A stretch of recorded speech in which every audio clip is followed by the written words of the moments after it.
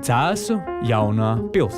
Celta 1777. gadā kā grāfa Karla von Zīversa dzīvojamā ēka. Tagad tajā atrodas Cēsu vēstures un mākslas muzejs, taču Cēsīs vēsture un māksla dzīvo ne tikai muzejā. Tā ir visur, ik uz soļa, kur vien acis met. Lūk, Latvijas karogs. Tā dzimtene ir Cēsis. Un Cēsis bija pirmā vieta Latvijā, kur pēc 50 sirpja un āmuru gadiem tas atkal tika pacelts. Šo, trešās atmodas pirmo karogu, darināja rotkalis Daumans Kalniņš. Cēsu jaunajā pilī atrodas viņa darbnīca, seno rotu kalva. Šī ir viena no daudzajām vietām Cēsīs, kur vēsture sastopas ar mākslu. Te jūs varat nevien ieraudzīt, kā top seno rotu kopijas, bet arī izkalt savu rotu vai monētu, pasūtīt rotas īpašiem dzīves gadījumiem vai uzlaikot seno rotu komplektu un kaut uz brīdi sajusties kā seno latgaļu princese.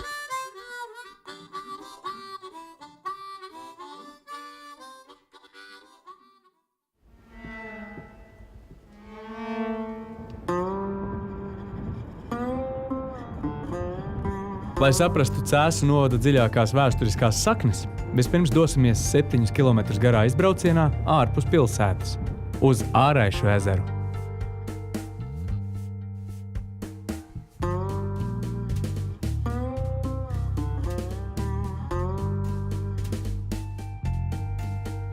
Tā ir nocietināta apmetne, ko cēluši un 9. un 10. gadsimtā apdzīvojuši senie latgaļi.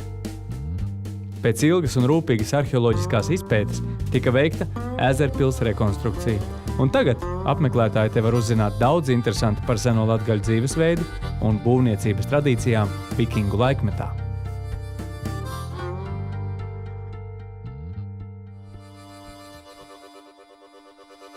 Ezerpils ir tikai daļa no Āraišu arheoloģiskā muzeja parka, kurā ietilpst arī viduslaiku pilsdrupas un akmens un bronzas laikmeta mājokļu rekonstrukcijas.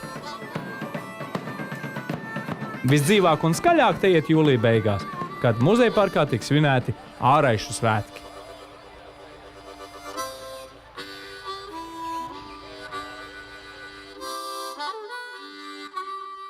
Šie varenie ozoli ir daudz jaunākas, taču nemazāk aizraujošas vēstures liecinieki. Tie ieskauj Ungurmuižu, vecāko koku arhitektūras pieminekli Baltijā.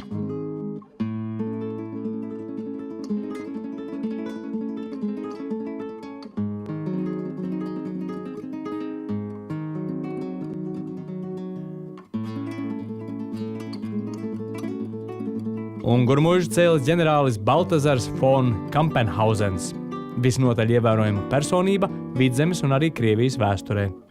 Būdams zviedru virsnieks, viņš iestājās cara Pētera I dienestā, bet vēlāk kalpoja carienei Elizabetei. Viņš bija nevien karavīrs, bet arī Somijas gubernators un aktīvs henhūtisma kustības atbalstītājs. Mūža nogalē viņš atgriezās Vidzemē, uzcēla muižu, iestādīja parku, bet parkā sev un savai kundzei par prieku uzslēja tējas namiņu, kur siltos vasaras vakaros iedzer tēju vai varbūt vīnu un atpūsties pēc dienas kņadas. Tagad te var nobaudīt tēju ik viens, kurš ierodas apskatīt Ungurmuižu vai apmeklēt kādu no tajā rīkotajiem koncertiem.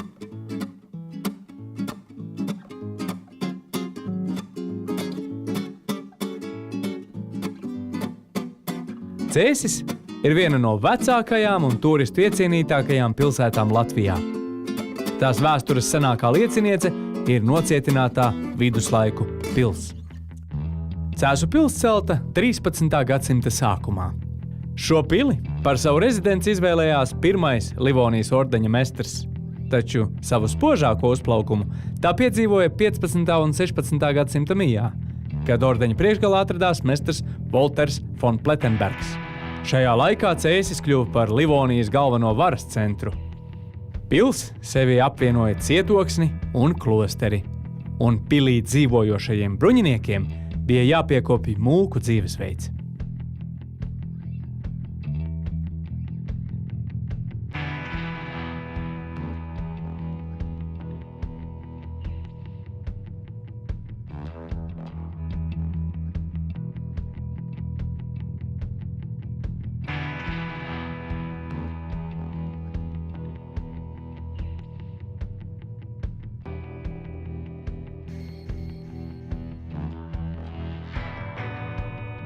Mestra dzīvojamo istabu, jeb zvaigžņu zāli, varat mēģināt sameklēt arī paši. Jums būs jāņem rokā vēlukturis un jādodas augšup pa pils rietumu torņa vītņu kāpnēm.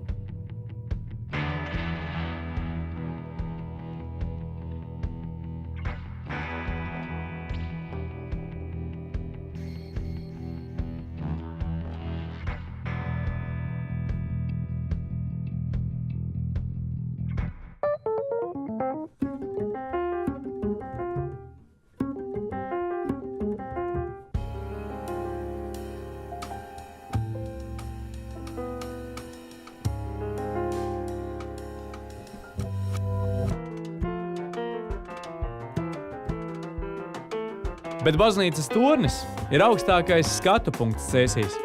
No tā paveras plaša pilsētas un tās apkārtnes panorāma.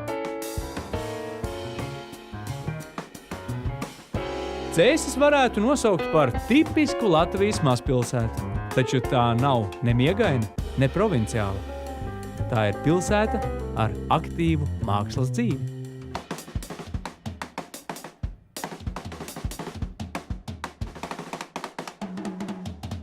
Reizi gadā šī aktivitāte sasniedz eksplozijas spēku. Tas notiek jūlija beigās un augusta sākumā, Cēsu mākslas festivāla laikā. Uz nepilnām 3 nedēļām pilsēta pārvēršas par īstu laikmetīgās mākslas metropoli.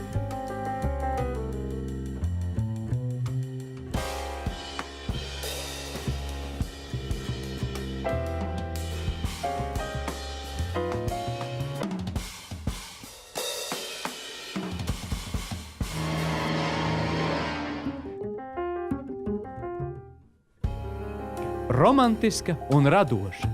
Tādas ir Cēsis.